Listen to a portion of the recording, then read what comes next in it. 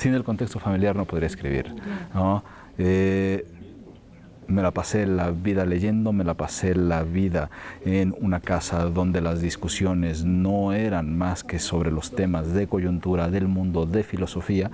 Era un poco el proceso natural a las cosas. Así soy como el fracaso de la adolescencia, porque soy como el hijo del médico que todo el tiempo decidió que no quería ser médico y terminó teniendo un consultorio.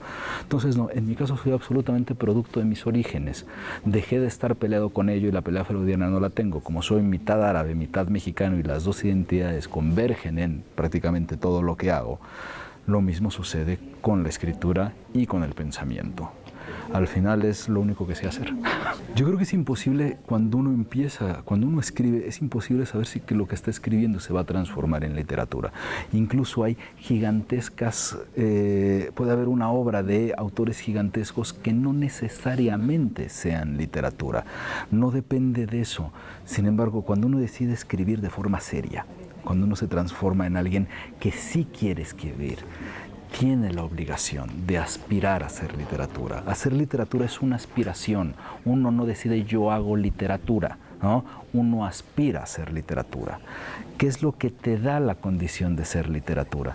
Un equilibrio increíblemente frágil en el que se tienen que balancear, contar lo que sucede en los mundos de adentro y en los mundos de afuera, en lo íntimo y en lo público.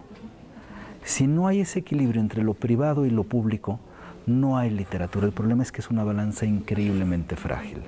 Cuando tienes incluso una novela que retrata una época de la edad que quieras, vas a tener a un personaje con un drama privado, dentro de la estructura dramática me refiero, y vas a tener un mundo de afuera.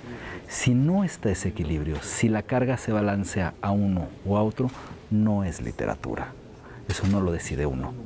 El lenguaje es una construcción. Hay gente que piensa que el lenguaje sale del diccionario. O sea, y no falta el que te saca la página de la RAE o el libro para tratar de explicarte algo.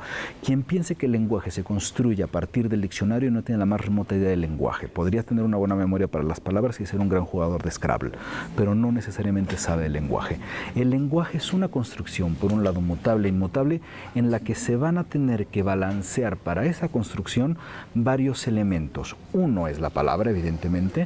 Otro con su mutabilidad e inmutabilidad, otro va a ser el contexto y el otro va a ser la intencionalidad. Sin estos tres no hay construcción del lenguaje. Es decir, que podríamos sacar cualquiera de las cosas, de las tres herramientas. Vamos a estar haciendo trampa. Para hacer trampa con el lenguaje tienes que dominar las tres, no quitar una. Esa es la gigantesca diferencia por la que importa saber escribir, por la que importa saber hablar, por la que importa leer. Para poder entenderlo, solo así es como va a poder tener sentido de lo que estamos hablando.